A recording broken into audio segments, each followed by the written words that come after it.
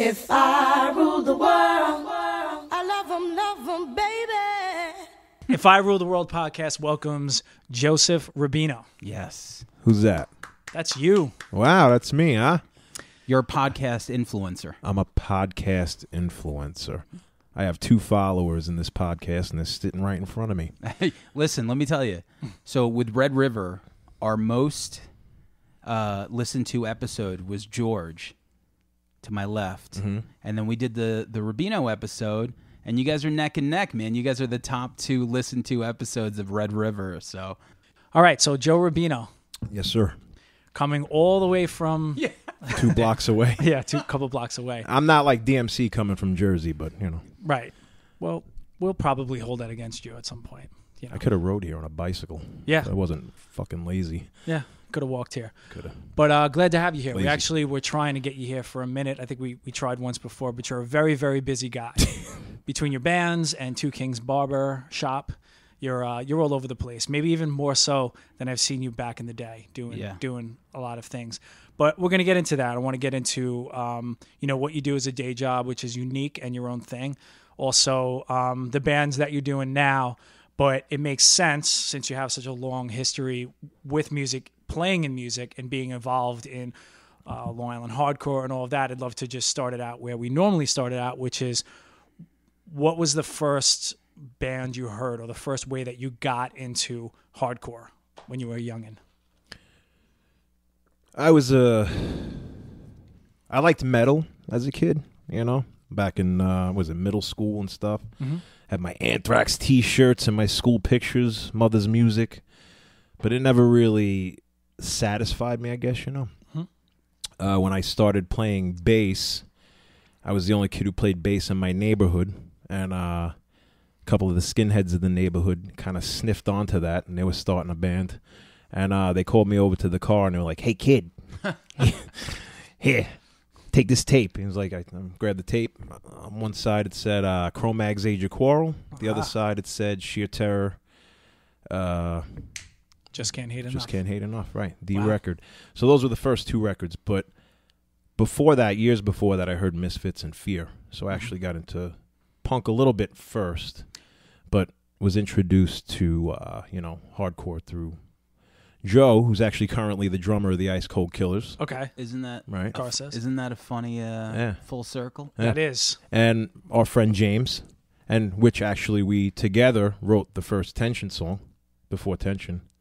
So I kind of brought that song along later. So it kind of was the start of pretty much everything for me. So you started out listening to hardcore under the, because somebody wanted you to play in their hardcore band. They said, "Here, kid," Because I was a bass player. because you were a bass But I was player. younger than them, so Right. probably wouldn't have paid me no mind otherwise. I was friends with all their little brothers, Gotcha. So, so I got the tape, I got into it, and that's actually how I learned how to play bass, was playing to my records and my 7 inches and my cassettes. That's how everyone, that's the best place to do it. You just listen to it, put it on. For me, I remember I had the flip side too. So somebody gave me the Minor Threat discography. No, actually, it was Misfits Walk Among Us, and the flip side was Minor Threat discography. And that was same thing. I came in with metal. For me, I was listening to Injustice for All, those records that came out when I was 10 years old. And then something happened, I got into skate culture, and then it just starts with that one guy who gives you that cassette, and you're like, oh, that's cool. Mm-hmm. Yeah. Listen to this. And then it just blew my mind. I'm like, oh, okay, this is something completely different. Well, those are the first 2 punk CDs I had, was Walk Among Us and Fear the Record. Yeah. Actually, we walked down to Record Stop, and I just saw these short-haired dudes looking all mean. I'm like, what's this? Everyone had long hair, I liked Overkill. I liked Anthrax. I liked, obviously Metallica, Megadeth, Slayer. But, this was something different, and it sounded different. But for some reason, it was better. But it wasn't better. They didn't play better, but the music was better. Yeah. Something about it was I just raw spoke to you more, and pure, and it kind of grabbed you by the fucking neck. Yeah. I feel like, and I was done with metal pretty much at that point.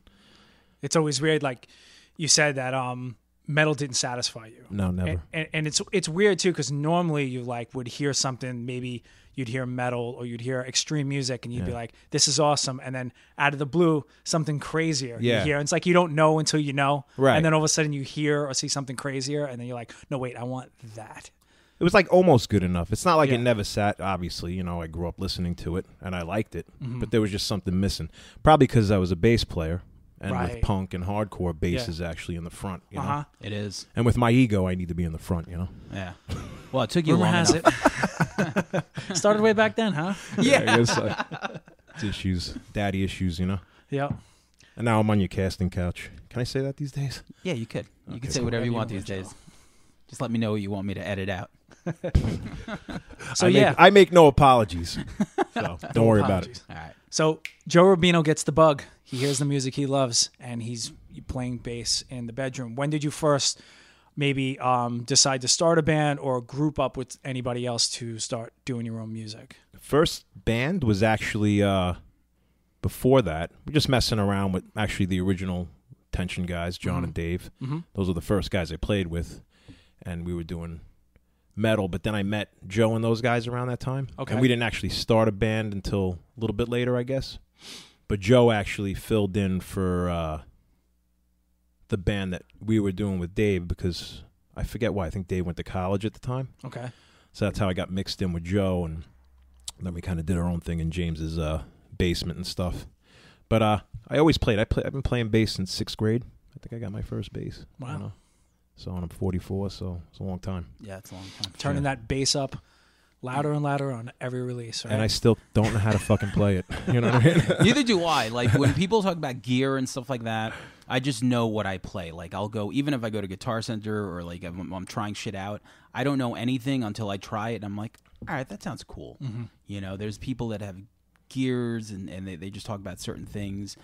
As far as, like, tone-wise, like, who was, like, the people that were, like, that you were looking up to at that time that, like, or was tone even, like, a thing? Tone was a thing. Yeah, obviously. Black Sabbath. Yeah, That of was course. original. Yeah, that's Iron like- Maiden. Sure. Obviously. But then Cro-Mags. You know, Yeah. that sound was like pretty much, that record pretty much shaped the Yeah. tone for the rest of my life, pretty much. You know, Would and, you and say- I was hunting for that, you know. Would So you say the best hardcore record of all time?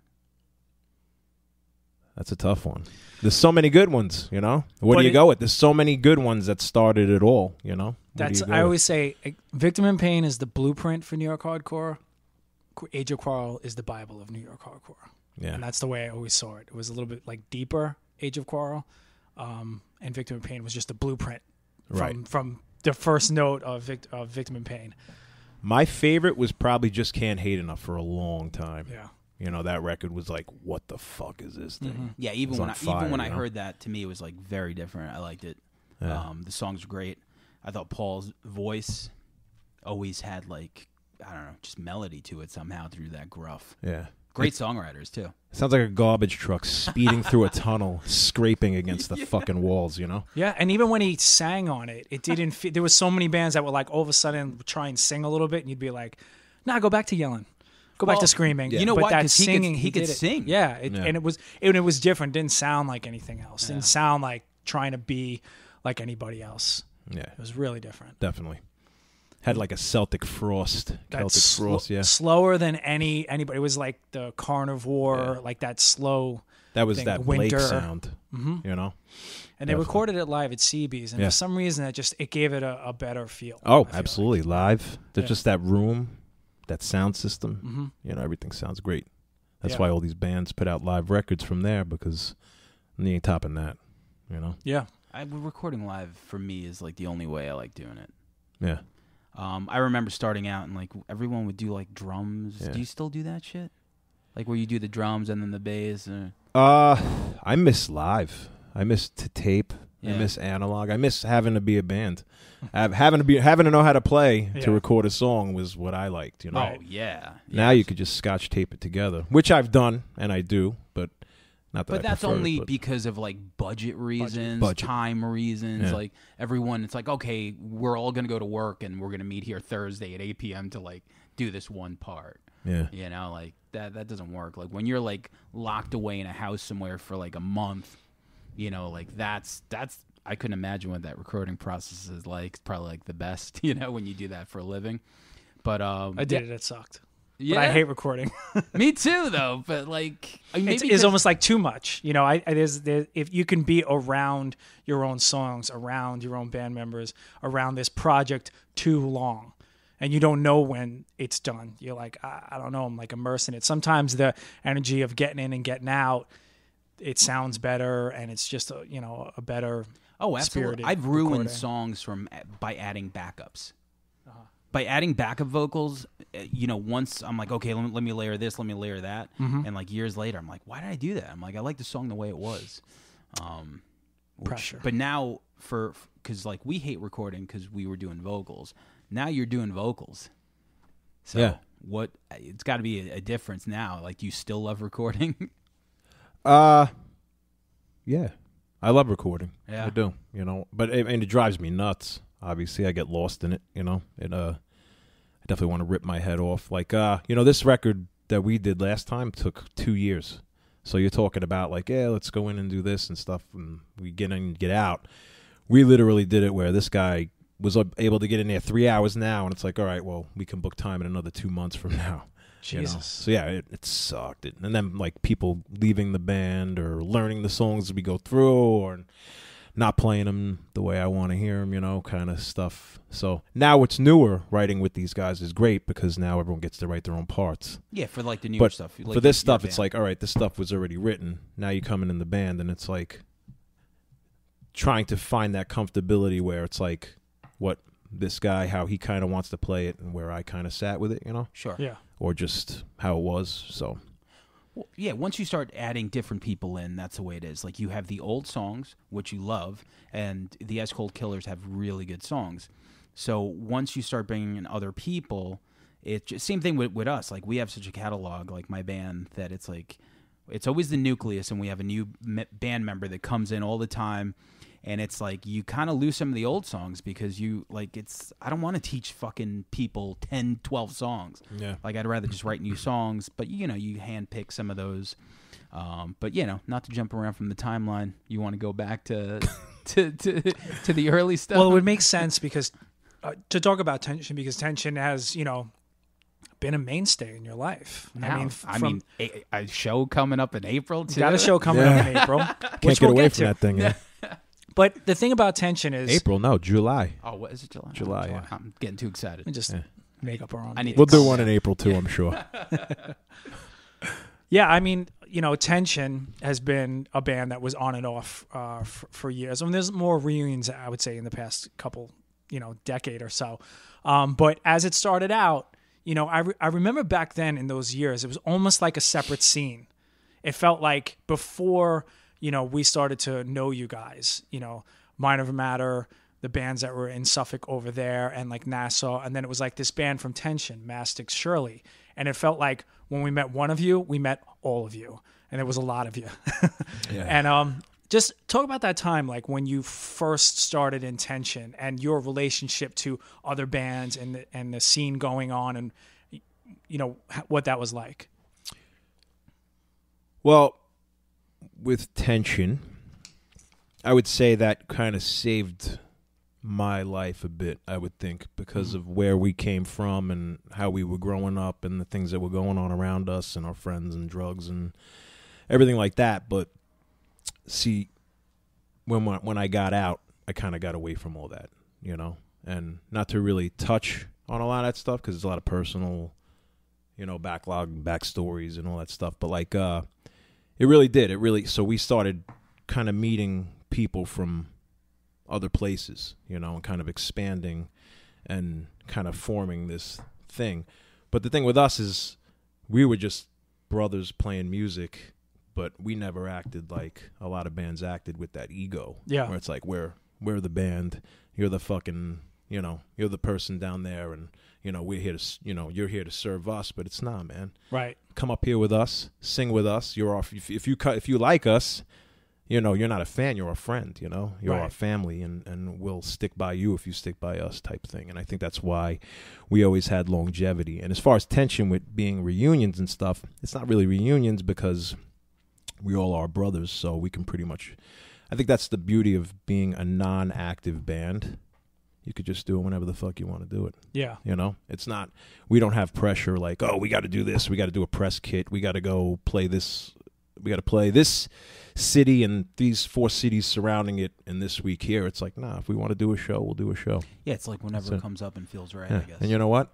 I think because of the bond that we created, that's why we can still do it and we can still sell out clubs, you know, not playing all the time, right, and not writing records and putting them out. We'll put out a record and then break up, you know, right.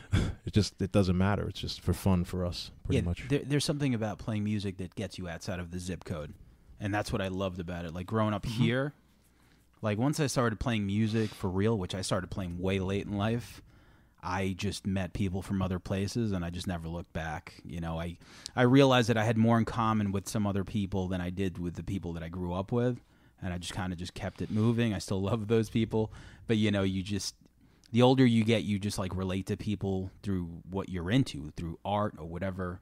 You know, for me, it was just music and that stuff. And to be able to play music, man, you just, like, you expand from that zip code. You know, I remember, you know, Scott from Trip Taste mentioned that story on Red River where he said that there was a party. I don't remember. I forget exactly what he said, but there was, like, some house party where I think like maybe you and the guys from Trip Face met, and then everything was cool. And and then like the fucking like, that was a killer party actually. The fucking like scene like got like 10 times bigger. That was, you know, because there was a lot of misunderstandings and a lot of bullshit. Actually, when I met Eddie Reyes for the first time, I'm sure he told you he did. We right? had beef. Yeah.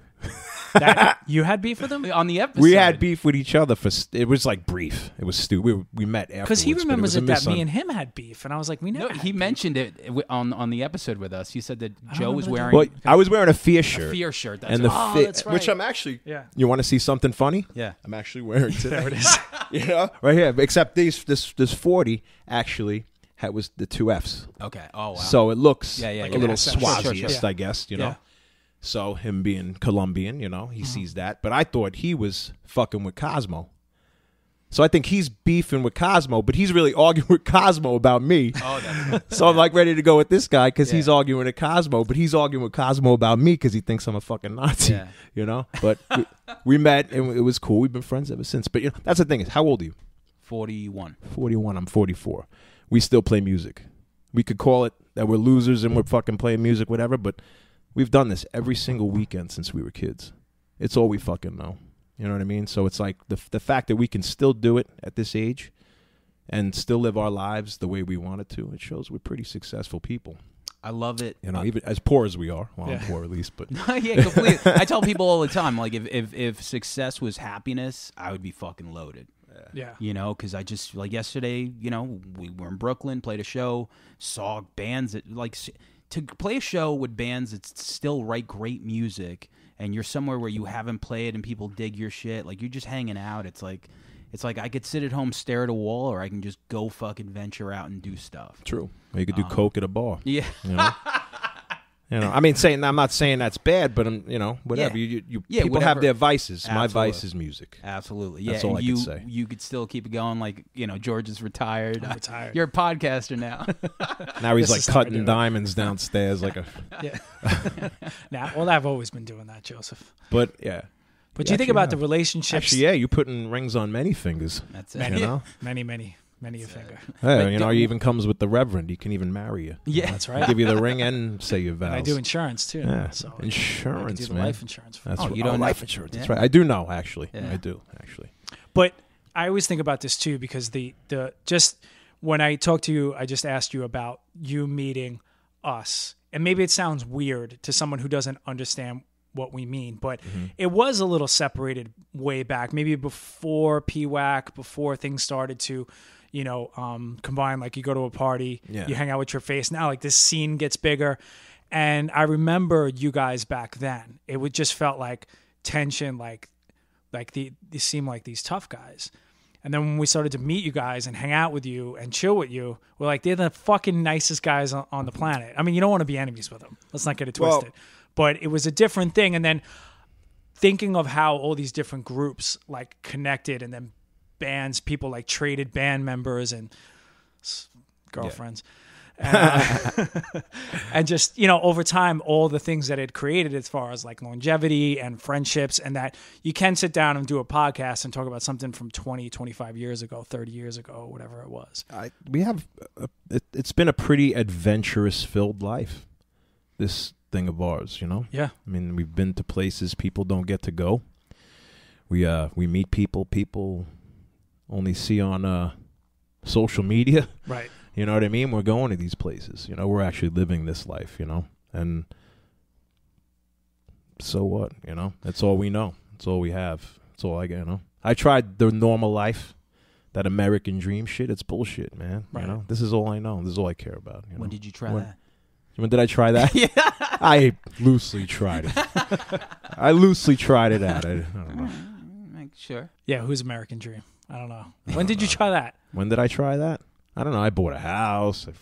You did, yeah. I started a business. You know, I had a family. You know, but I have a family. I think that's, yeah. We were actually just talking about that because we said you're one of those people that's still super busy, and your band plays a lot. The Ice Cold Killers plays a lot. You have a family. You have a business. Like completely. Like I don't know how you would have like any free time, like me, of course. You know what it is? I'm always this, you know. I'm always on the go and stuff. My brain is always just on fire. I have a lot of things going on, but I have little focus because I have too much to focus on. I can't focus directly on anything, so I'm kind of scattered. But everything gets like a drop of focus. That's how I do. Like I get like 10 different things, and I'm like, okay, I got this here, drop here, drop there. You know, you go around 10 times, everything gets 10 drops. You know what? I'm always like, how the fuck do you guys do that? Because that would exhaust me. Well, the way I look at it is if I'm pretty happy now at half-ass power, can you imagine what I can do at full power? You know, if I focused on one thing, I just don't have that. I'm lazy. You know what? There's always 45. You know, look how driven he is at 45. Right? Yeah. I was always good. I can do one thing at a time. I was always in one band. I was only, even a podcast. One band with 3 songs for 10 years. Yeah. See? Who was that? Was that Revenge of the Dragon? Revenge of the Dragon. And Wiretap Crash. And Wiretap Crash, yeah. Pretty no, much but Revenge definitely. Stop playing shows, George. Write some songs, please. Hey, but that is not my fault. I don't write the songs. I just write the vocals. I know. Even Earthling we had a dozen songs. It wasn't really that many. That's why some guys in the band now get mad at me for wanting to pull back on shows, but I want to write songs, man. I want to. You know, that record's 2 years old. We're beyond that now as far as what we have. We have another 10 songs that are just better because we wrote them as a band instead of forming this thing, going through it as we're recording this record and replacing guys here and there, teaching them this. And this guy's like, oh, maybe you do this, and then I'll record it, and then he'll record it over again. Now we actually wrote them together. Let's go there. Let's just do the Ice Cold Killers. Nah, go wherever you want. No. Let's go there because it's such a big part of your life now. And I remember when you were sending me songs, it was just a 3-piece. It was you, that guy Pete, was Pete, his name? Yeah. And then Joe. And when you sent me the songs, I remember just thinking, like, first of all, that sample was great. I don't remember what it was. What Becomes of the Broken Heart? Yeah, Jimmy Ruffin. Very cool. And then I hit play hoping to hate them. All the songs. We always hope to hate each other's shit. Totally. It's awesome. You know, I'm like, I just want to hate all these songs. And then I heard them and in my head I'm thinking, for me, hardcore was never really my thing. I could hear Hugo right now, but it just wasn't. So I like melody, and those songs were dripping with melody. It was like Stiff Little Fingers meets like Rancid 2000 to me, with a dash of fear, of course. And you don't have to say that because I'm wearing the shirt. No, you're also wearing an Ice Cold Killer sweatshirt. So. Well, that I think we sound like. Yeah. But so I super excited off the bat, and but even after that, it took some time, obviously. So, what is the motivation? Because I know that you had like personnel issues, and for us at this time in life, like, man, you have so much shit. Like, what was that struggle to just replace Pete on the guitar? I kind of knew we were going to replace Pete, so we got a second guitar player, quote unquote, and just things were kind of going downhill. And the thing about Pete was he was built to play that. Oh, he's great. Actually, he convinced me to do that band. I didn't want to do a band, and originally I was going to do a band with Joe and Anthony from Killing Time. Okay. And that band never panned out. So I pulled Joe into this. But Joe didn't want to do it. I forced Joe to play. But now he's the happiest. Now he one just in the forces me to be in the band. I would be like dead like Weekend at Bernie's. He's going to prop me up in front of the mic, He is the happiest guy playing the drums now. Oh, that's the only time he's happy. And now, what is it like for you as a frontman, as a singer? It was weird. Took a while to get used to. Yeah. Honestly, it was something I wasn't planning for. I kind of got pushed into it. Now that I know what I want to do and where I want to go, now I'm comfortable. Right. But it took a minute. Takes a minute. How did you know you could sing like that? I didn't. You did. I still didn't think I could. I still don't think I can. That's everyone in this. I just feel like I kind of figured out where I fit.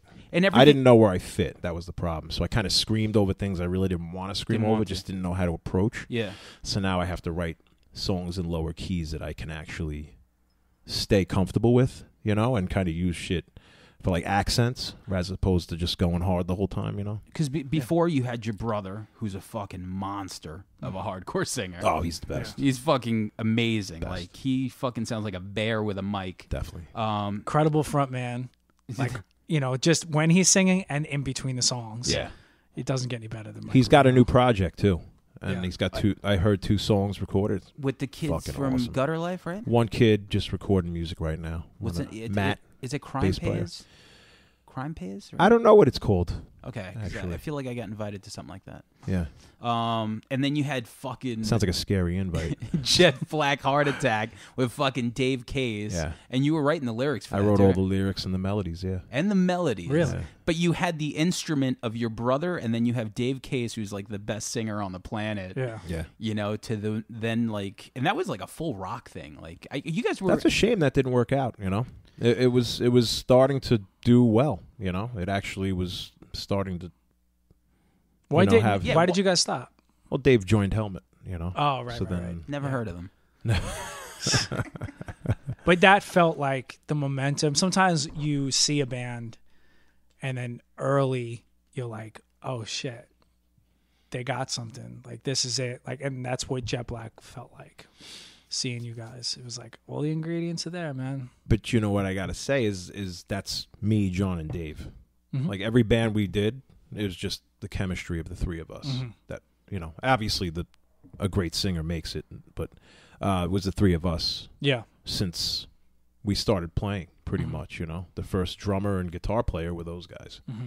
And, I still play with them now every now and then. Dave lives in North Carolina. Yeah. John has his thing. We're going to write stuff over the internet. Is John- We're actually going to write a new Tension EP with original guys, just for Okay. the hell of it, for the fun of it.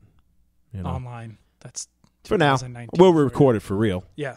But for now, we're going to send songs back and forth and try to write an old school Tension record. And it's interesting. We were saying before you got here too how 1776 and Oh, yeah. Jet Black Heart Attack almost seem like the exact opposite of each other. If you kind of consider what it is, even though it's some similar plays, but you're in both. But yeah, what a jump. What was the idea behind 70?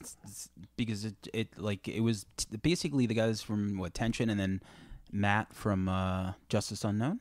No, it was Ken from Oh, Justice Unknown. Ken. See, the thing is every time I start getting pitched another band, I would rather it be something I've never done before.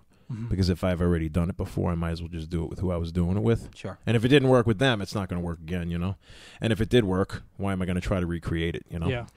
So 76 was the idea of trying to maybe do Tension again. But we started writing more of that political type of stuff that was going on at the time. Yeah. You were doing the lyrics And, again. Yeah, but we didn't want to call it Tension because just because of the message was a little different. It was more, I guess there was a purpose we felt with Yeah. 76. It was more of a direct message. More of a Yeah. direct message, yeah. So we changed the name to 1776. But originally it was going to be Tension.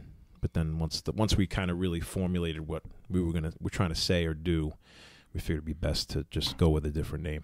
So Yeah. for a project like that, what do you do to write lyrics? How do you just watch fucking Like a lot of like news stuff, or how were you getting the inspiration at that time? I put on my tinfoil crown.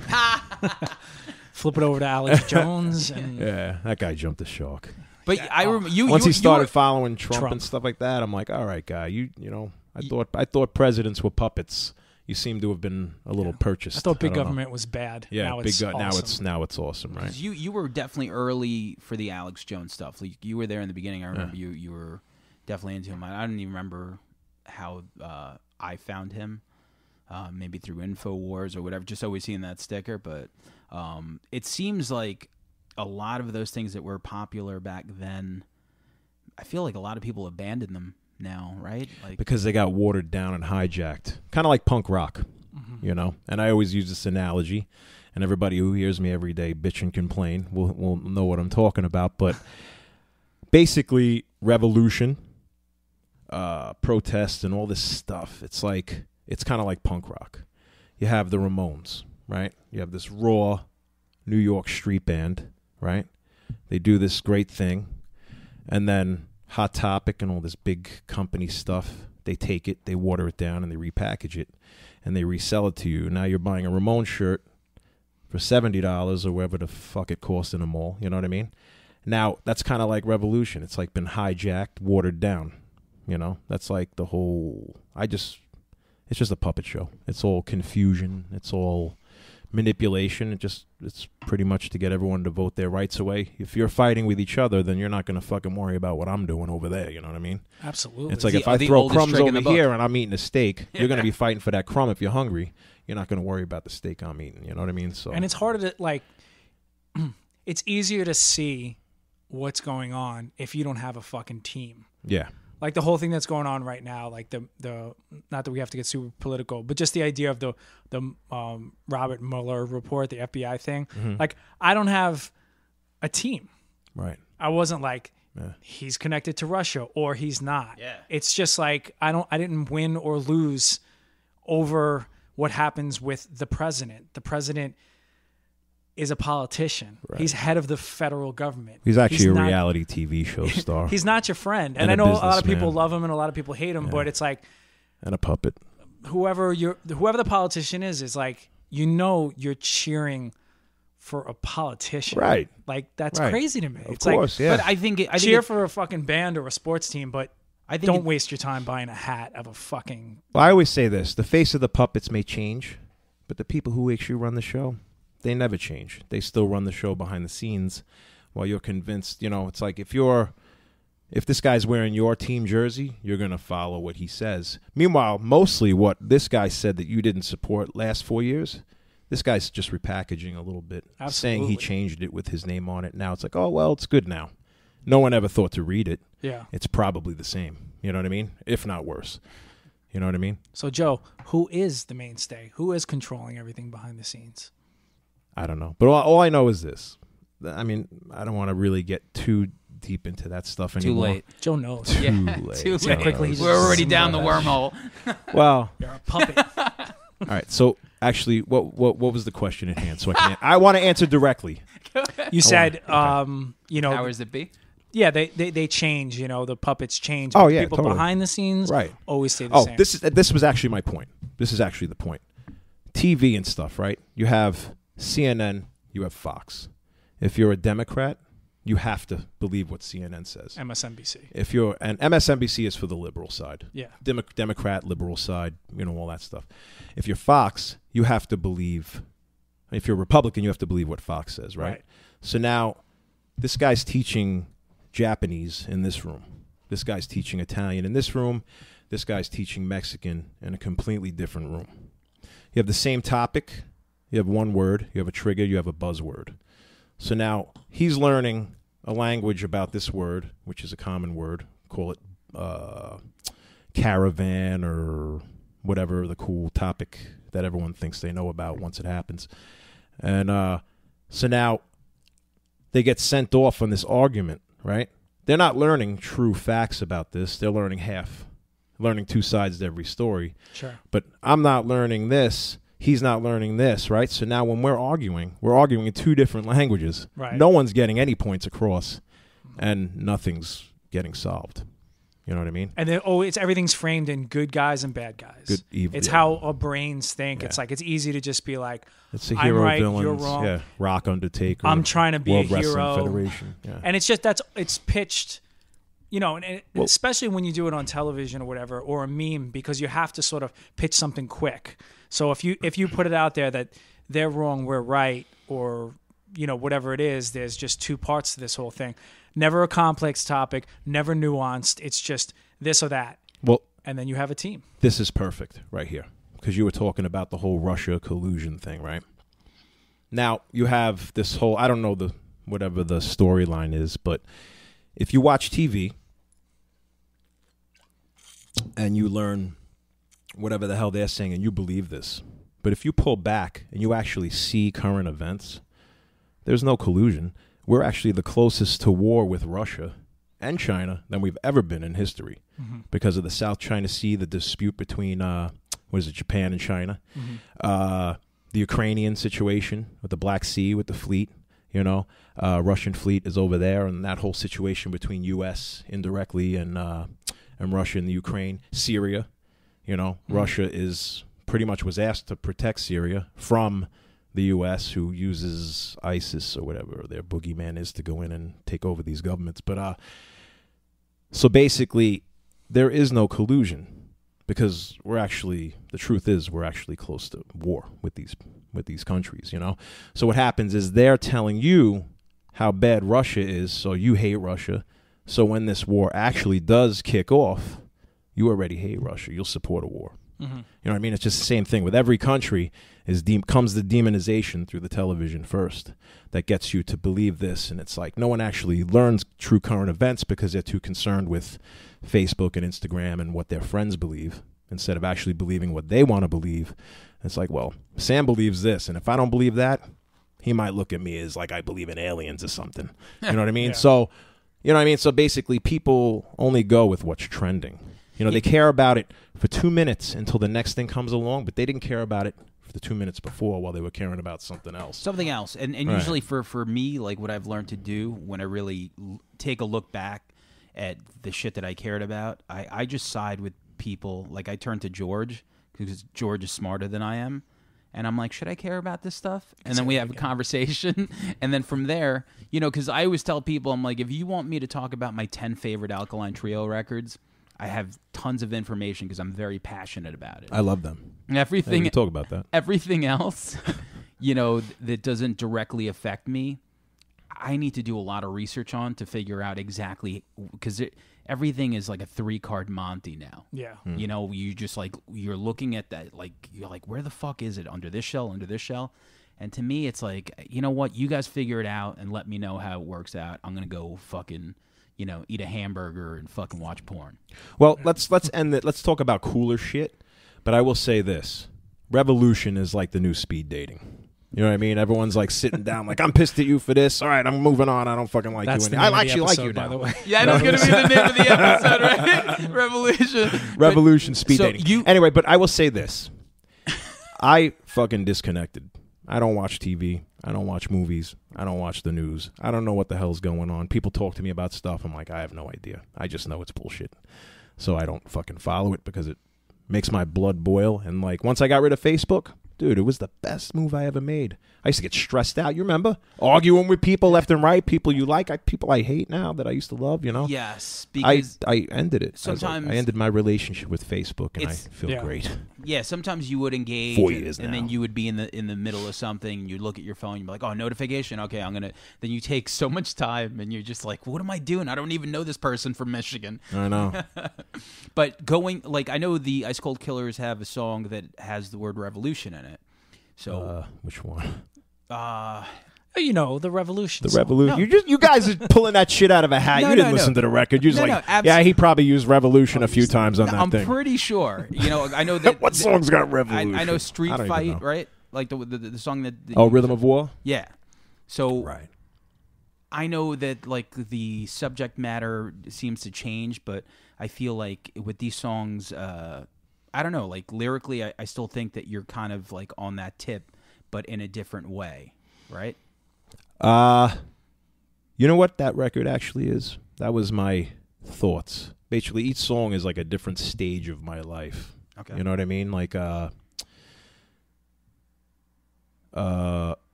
little short stories, I guess.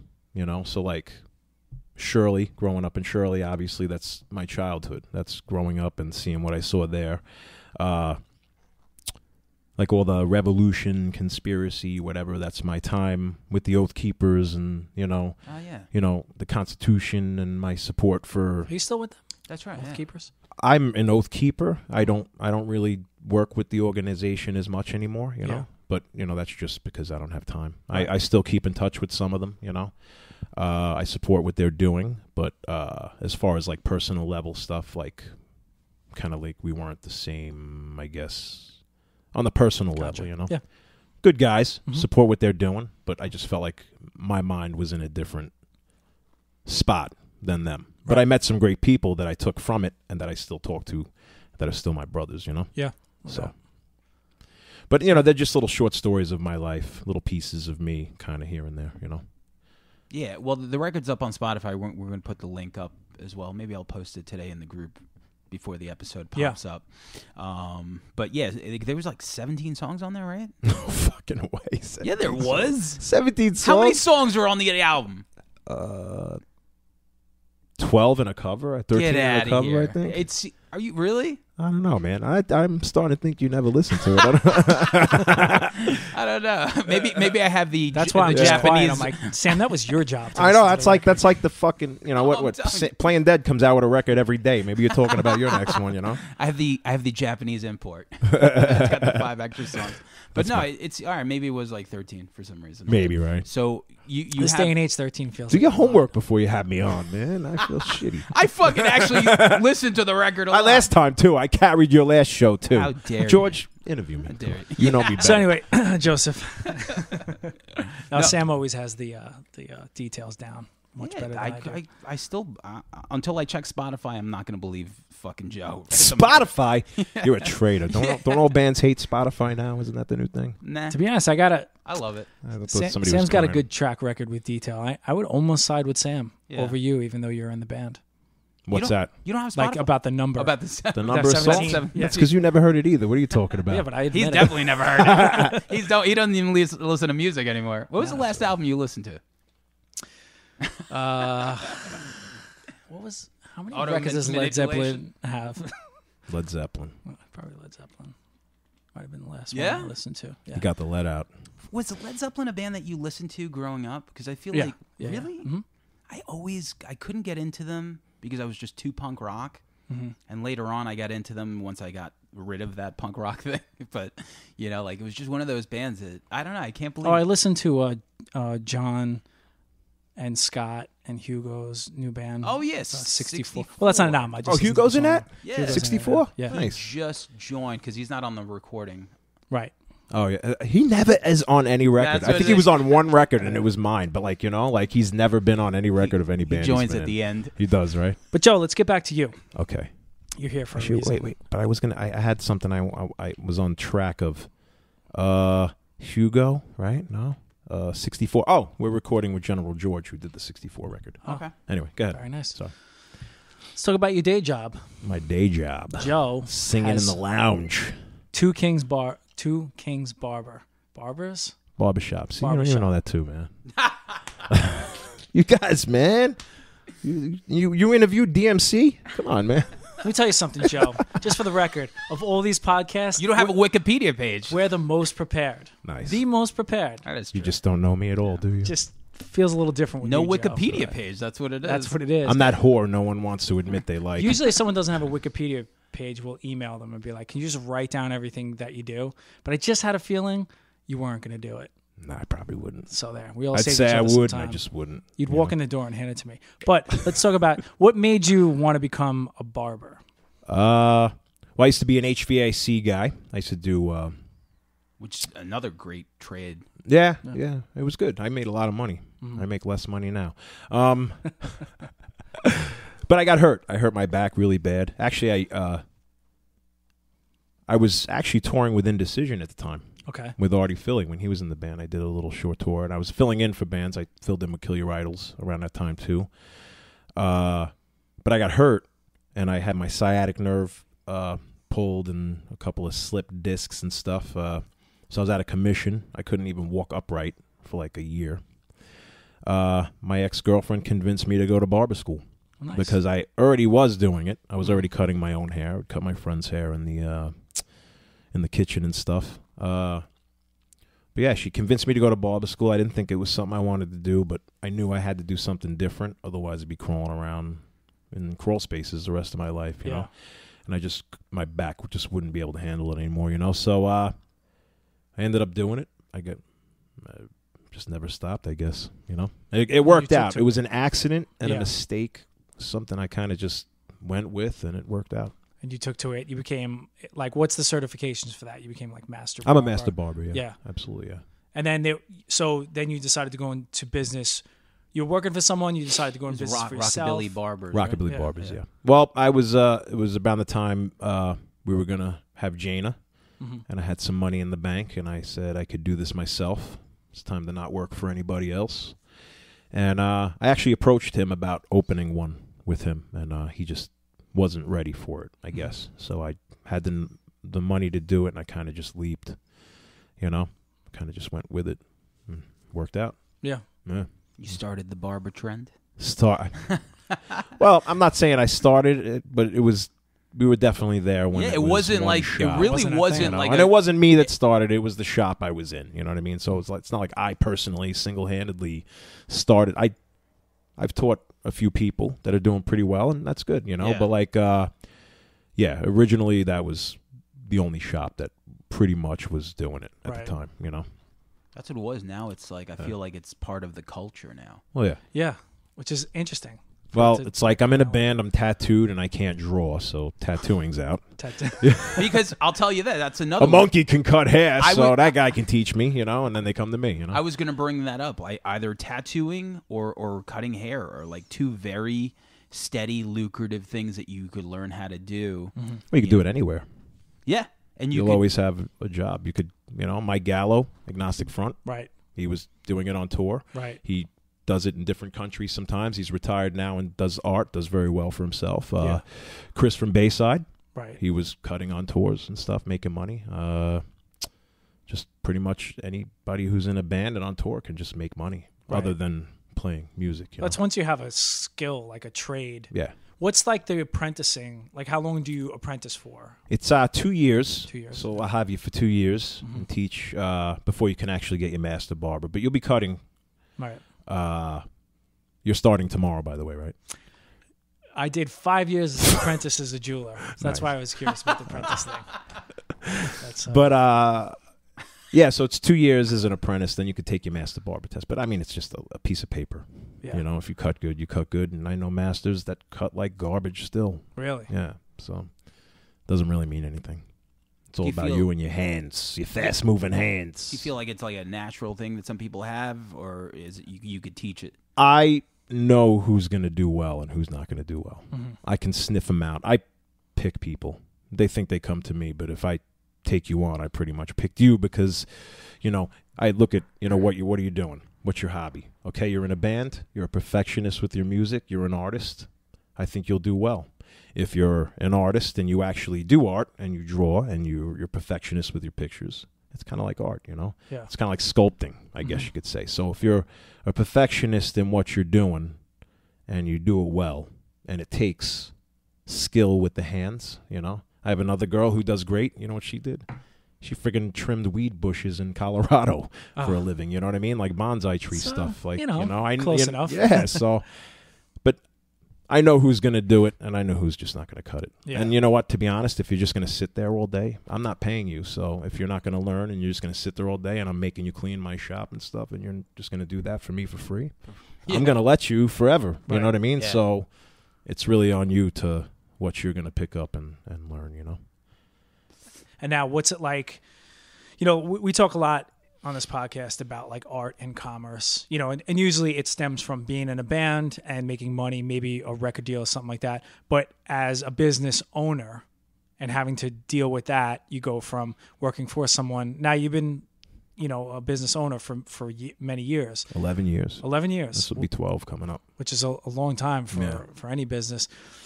What's the biggest misconception that people have of being a business owner? It's really hard to say because I'm actually not a business guy. I'm like just a guy who can't work for anybody else. Okay. So you can't really look to There's probably me a as lot a of that business in model, business. you know. I'm just a barber. I did it to make my life easier. I have a business so I can make my life easier and do things that I want to do, you know. I'm not looking to get rich.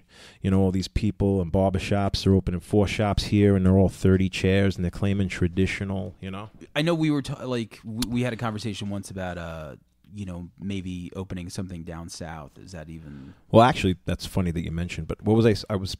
I was on a point before. Yeah, you were just saying that you couldn't work for anyone else. I just can't work for anybody else. So as far as like business model goes, like you're asking the wrong dude. Like I'm not. Oh, but the point is now everyone's, you know, it's a gimmick. You know, this whole traditional barbershop is a gimmick. You know. Yeah. But traditional barbershop is 5 chairs, 2 chairs, like my friend, you know, Sharkey in Pennsylvania or Pugsley upstate, you know. But, you know, you got these people, they're claiming traditionals. They used to be fade shops, you know. But now they're claiming traditional with 40 chairs and stuff like that. And they're just undercut factories, you know what I mean? Okay. Which undercut is an actual haircut, whatever. But traditional it's just an old school blue collar barber who's pretty much going to die with a hunchback at 90 in his fucking shop, you know. It's not a get rich thing. I mean, if you can do it, that's great. But now, like I said, it's just like everything else. It's taken, repackaged, watered down to hell, and now just the salon and the barbershop are pretty much just mixed together, and there's no difference. Your back will be slightly less hunched as a barber than HVAC. Well, actually, what I'm doing now and the plans that I'm going with, I'm going to be retiring within the next 5 years. So, you kidding me? What we were talking about, right? Yeah. With the down south? Actually, yeah. I'm going down south to talk about some business with Dave about opening a few shops. Oh, really? How long has Dave been down there? He's been there probably like 6 years now, maybe. Yeah. So right. you would go to like his area? I'm not going to go anywhere. Probably for now, I would gotcha. live here and there. Yeah. You know, go back and forth, have this all up here, have that down there. I don't sleep anyway. I'm a pretty bad, insane insomniac, so driving would be okay. I think, but, you know, depending on what works. If I'm going to leave, and eventually I will, I want to walk into a life that's already in progress and set up for me. Yeah. So if I cash in my chips on either side or both sides, I'll be pretty fine, you know? Yeah. But we'll just have to see where it goes one step at a time. Right now it's just a talk, and we're going to see where it goes from there, you know? Is North Carolina ready for tension, though? Actually, I don't know, man. I don't know. Yeah, you know what? We're going to take over North Carolina, you know? So you mean like opening other 2 Kings down there? We'll call it something else. Okay. You know, out of respect for my old business partner, Kevin, I would probably put it to rest up here, you know. Obviously leaving it here. Right. Still open and current. But if I do anything else, it's going to be something else, you know. Plus, I'm not really into barbering anymore, so I would just take a back seat and just kind of lead and kind of do that type of stuff, you know. And it's interesting when you go to a state like North Carolina. Like I was in Nevada. My parents live in Vegas. And I was just looking through like the area, and you could see how cheap it is to have a storefront, how cheap it is for rent. So if you go and you decide to do something in a different state other than New York or Jersey or California, it's so much cheaper to set up that you have a little bit of like leeway. Yeah. So if you're not killing it right out of the gate, you'll be okay. Or even if it doesn't work out, you don't have to go into fucking bankruptcy. Right. Well, for me, I would never open a second shop here. It's just too watered down. There's too much going on of the same thing. Everyone's pretty much drinking out of the same pool of piss. You know what I mean? So chasing the same nickel. Chasing the same nickel. But that's why I kind of toned it down a bit. I actually went more family friendly. Yeah. I'm in a family small town. You know, the people are great. They all know each other. A lot of kids come in. They're psyched to be there. And, you know, it's a good location. Instead of working on trendy, doing the same fucking haircut every 10 minutes, you know, I would rather work, you know, for the actual normal, everyday family guy who just wants to come in and get a haircut. He doesn't give a shit about the gimmick or the trend or how cool you think you are or look in pictures cutting hair. You know what I mean? Do you feel like cutting hair is like one of those things that's beyond technology? Like it's always going to be hand scissor? Like it's just like technology proof? Like, well, I use buzzers. You know, you could use. People. Listen, there's a lot. You know, I'm talking about I a knock robot. I knock barbering because I've been doing it for so long, so I'm a fucking disgruntled old man. But there's a lot of skilled young barbers out there that I see. You know, I'm not knocking it at all. It's just with this particular cut, the undercut, it was like an entry level haircut. So it's a haircut that you can do in your bathroom. Okay. You know, and now people are just pumping them out, making I'm money, gonna and having like undercut. a high turnover rate. Well, it's the buzzed all the way up here, and then it's like the hangover. Okay. You know, I've given it to you a few times. Yeah. All right. I didn't know that's what it was called. That's what it's called, an undercut. But you know, it's just I thought it's it just was a hardcore band. and you know, the thing it's I thought it was there's so really no hardcore. it's not a skilled haircut. You know, if you style it, anything looks good. But like as far as so, it actually allowed the lines to be blurred and simplified everything a little bit. You know. So that's why. But I would never do it here. It's just but it's one of those things. Like I said, it's always going to be manual. Sure. Yeah. You'll never lose out to anything. Maybe 50 years from now, who knows? But Well, think of it. Even in an economic collapse, I can cut your hair and you can make me a sandwich. yeah, You know what I mean? yeah. And I'll eat. Anywhere. You know? I guess I can't make you a ring in an economic collapse, but I will have gold. As long as it has superpowers, I'll take that ring. You know. So I want to like circle back to the band just so we could like end. So the Ice Cold Killers, brand new lineup. You know, you got Mike Margione on guitar.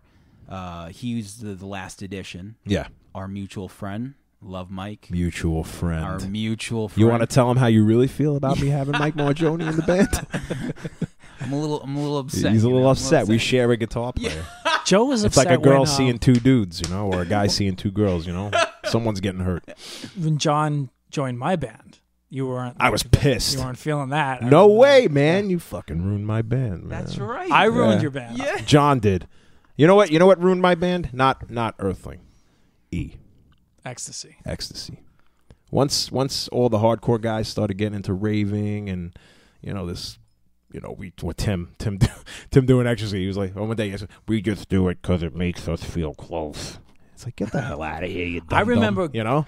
going to a Shout out party. to Tim. I remember going to a party somewhere out in East, and I hadn't seen everyone in a while, a lot of hardcore kids, but I was going to raves, and I had first discovered ecstasy. I went out to a party, and everybody was on ecstasy that Oh used my to be into God. hardcore, and I was like, what the fuck happened out Oh here? my God. But it was a much better party. A lot more fun. Everyone's laying all over each other like sweaty puppies. Once K came Yeah. in, then it sucked. Oh, jeez. That was like, then no one talked to each other because it was just like everyone was in a K-hole. Why were people petting each other on E? That was like the weirdest. Like everyone was just like rubbing. heavy I petting. don't think You I ever know, got into that. Yeah. But it you know did that make was hardcore actually a the little bit downfall fun. of the PWAC too. And I told those guys, I mean, don't shit where you eat. You know, Yeah. don't be throwing these parties here. Sure enough, that TV show went in there, and that was it. But I was that first rave there was a part. I was a part of that with Damian Burns, and yeah, it had a bad effect Yes, it did. because they did a few more after that, not many, and it was a mess, And then who came in? What TV show was I think it was that? America Undercover or something like that. Yeah, something. Yeah. And they sort of mixed. They had like Warzone and fucking raves. Yeah. And it was just crazy. How about that footage? Yeah. But I know, yeah, right? going back, so he was like the missing piece of the puzzle. You guys were playing as a three-piece. Yeah. And how did you stumble onto Mike? Matt brought him in. Matt felt outnumbered by Shirley guys, so we had to bring in another Selden guy. And it worked out, and then he actually held out the fact that he could do leads for a long time. I was like banging my head up against a wall, like, how are we going to pull leads off on this record, He's like, and I'm like, can you do leads? He kept saying no. And he's like, oh, I have this. That's him. I have this lead for Shirley. I think I'm going to send it over. And it's like, you've been fucking holding out on me this whole time. I swear to God. I almost had a heart attack I for this thing. I and, do his voice all the time to him too, and it's like that too because he's such a like little mild mannered guy. Hey, Hey man. killer guitarist. Well, he's a killer guitar player, and I'll never tell this to to his face because I hate complimenting people. Oh, his fucking head's gonna get so big when he hears this. He ain't listening to this shit. He'll listen. But he's got a really good songwriting IQ. He does. He's a great position player, great backup singer. He's a great bass player. And I remember he's like, yeah, I'm going to play with Joe until they find someone, right? Yeah. He ain't leaving. But, you ain't getting him back. I think what it is like the songs spoke to him because they seem like a lot of fun to play. And I feel like a lot of people are giving you guys good response. We've been doing pretty well. And it's funny because it's the one that we tried the least at first. It was like just something to do. Yeah. We all have families. We all have businesses. We can't just up and get in a van and sleep on kitchen floors across the country anymore, But it was just a band where, it's like we'd practice, and if we couldn't make it, that's fine. It wasn't like we have to. We have to, man. Revolver's going to be doing this story, and we have to do everything, We have to do this or we're not a real band, It wasn't like that. But we were lucky enough to, that we have good friends in good places, and they all seem to respond well to it. So I'm very blessed and grateful. Yeah, because to get that final piece in the puzzle has to be satisfying. Because the journey that you went on from like Pete on, even like Steve Morton played with you guys for a while. Yeah. To basically finally get that missing piece, and now you have 10 new songs, right? Yeah. Well, with me and Mike, right quick. We blazed through this. Like I'd say these probably like 2 months, 3 months, maybe time. Well, no, some of them were already written, but just once Mike started recording us at practice and kind of pre-proing things. That shit helps. Oh my God, yeah. So crazy. Just things go so quick. Surely you can't be serious. I am serious. And don't call me Shirley.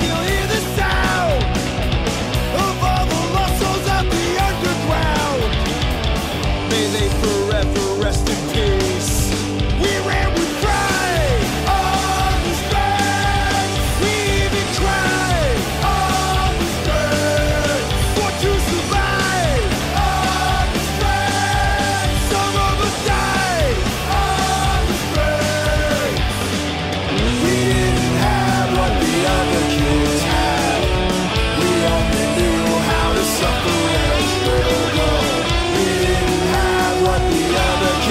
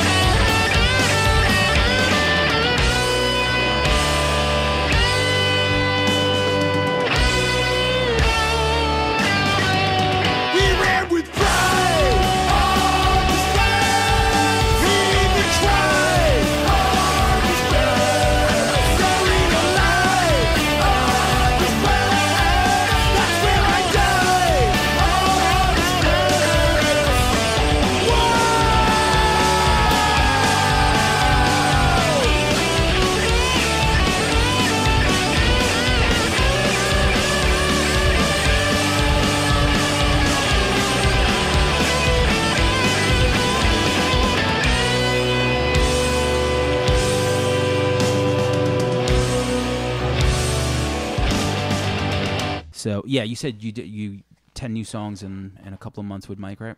Yeah. They're not all together with the band yet. But as far as, me and Mike and then Joe, once we record them, or I do things on the iPad, and then I add shitty, crappy drums. Yeah. And he hates that, but, it kind of gets the point across a Yeah, little absolutely. bit. Yeah, you got to jot down the ideas. In comparison Sure, every to drummer the hates that. first record, what did the songs sound like?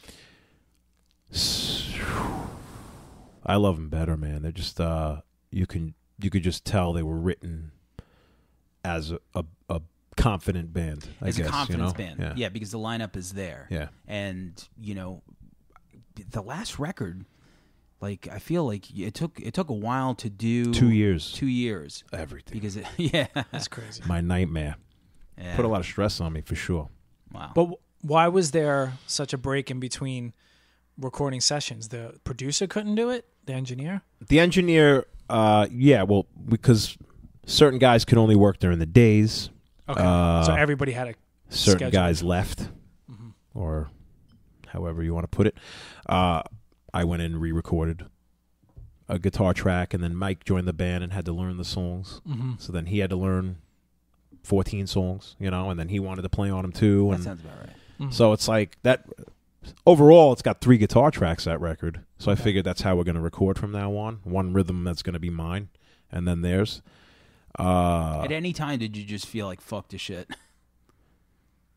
Nah. Nah, because Because- because I like it. It's Yeah. I wanted to see it through. But I'll it- never give up on anything. Yeah. I'm too stupid. Believe me, I hear you on that. But yeah, I feel, for someone like me, where I've been lucky, like my band, there's 4 of us, but there's always been the same 3. We always lose that one guitar player after 2 albums or whatever. But if I lost the whole band, like it would be so, like at this age, it's so hard to constantly find people my age or whatever to keep playing.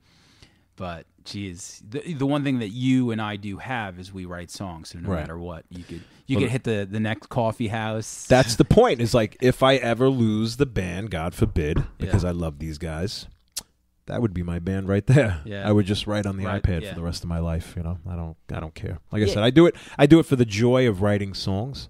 I love the shows. I'm glad we're getting good shows and they're fun. But I like the music. I like to actually. Always. That's my release. Like I Because said, it's what I do. It's how I,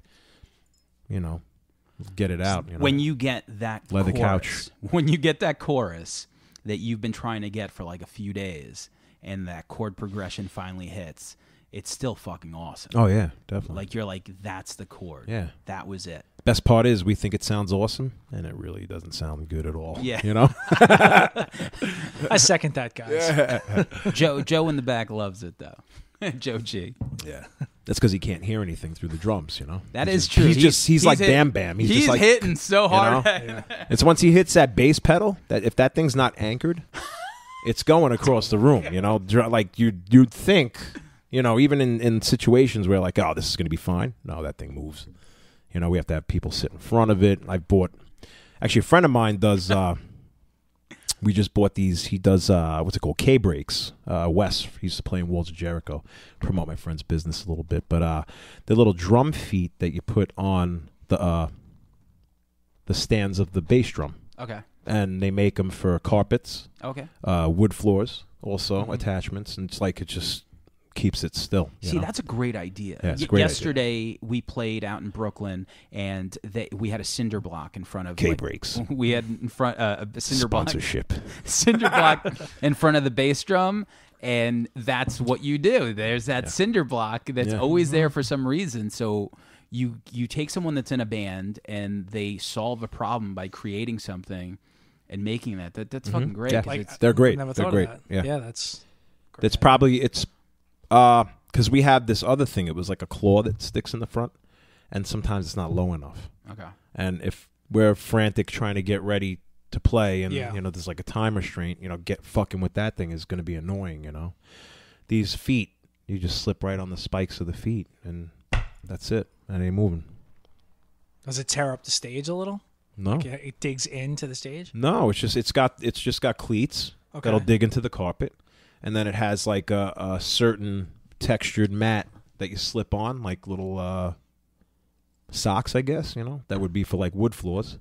So without a rug, it wouldn't go anywhere, Just for the record, we got to send K-Brakes our rate. K-Brakes. We're doing commercials. That's right. Are you K-Brakes. sponsored by K-Brakes? I hope to be. I don't play drums, though. If they make them for bass, maybe. I don't know. Maybe they make them for my mouth, so I shut up. A live read is very expensive on this podcast. I can't wait to see them on like Shark Tank or some shit. Yeah. It's a great idea, though. It saved us, for sure. Yeah, I mean, any time, when someone, like I brought up Shark Tank, like you see these like inventors that come up with like the simplest shit that you're like, wow, you know what? That's a good idea. Like, I don't know why.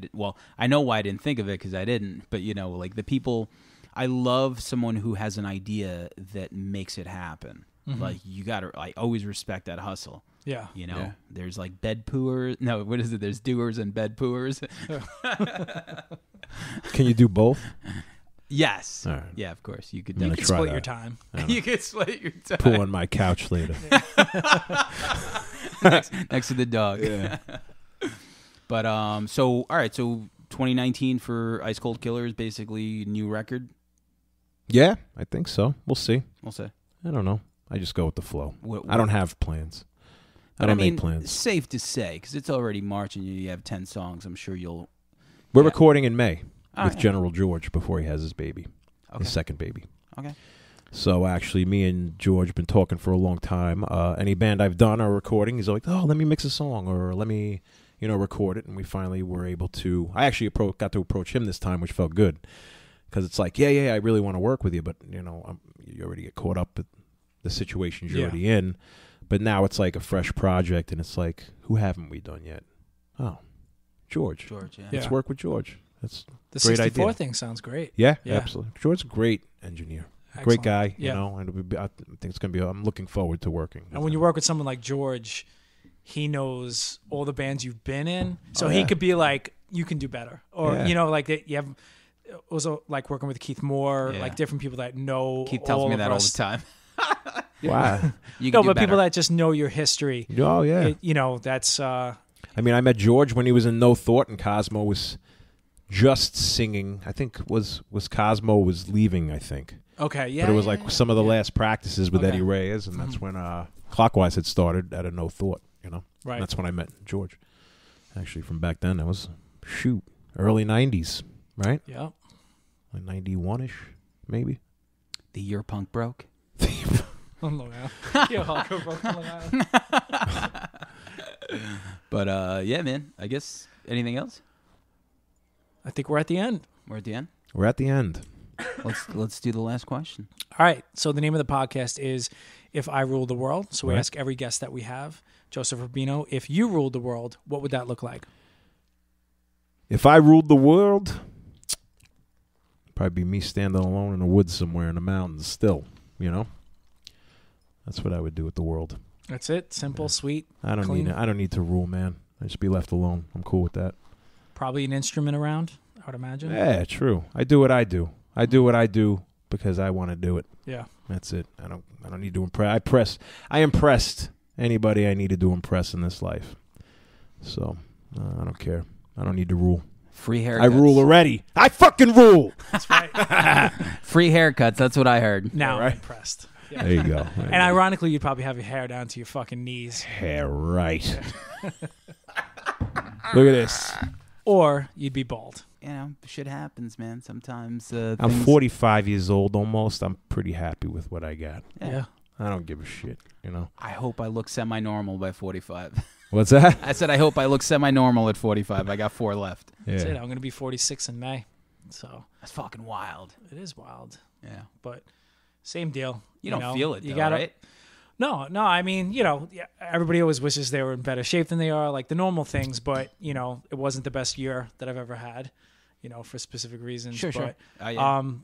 But like when I sit with Joe or me and Sam talk all the time, like you do think back to all the years you had playing, doing things on your terms, doing things artistically, getting to travel, things on your own terms, not because you joined the army.